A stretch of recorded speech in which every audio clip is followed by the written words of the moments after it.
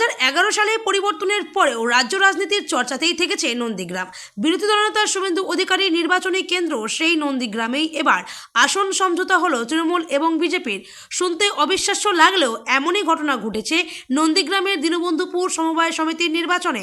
আগামী 5ই জানুয়ারি নন্দীগ্রামের দীনবন্ধুপুর সমবায় সমিতিতে ভোট ছিল।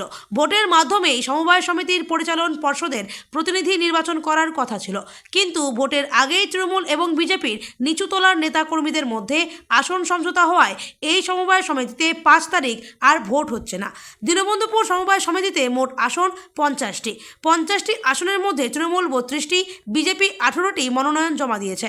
50টি আসনের জন্য দুই দল প্রথমে 62টি আসনেই মনোনয়ন জমা দিয়েছিল, কিন্তু আসন সমঝোতার কারণে দুই পক্ষ একমত হয়ে অতিরিক্ত প্রার্থীদের মনোনয়ন প্রত্যাহার করে, অর্থাৎ 5টি আসনের জন্য 50 জন প্রার্থী থাকেন। ফলে বিনা প্রতিদ্বন্দ্বিতায় দুই পক্ষের সবাই জয়ী হয়।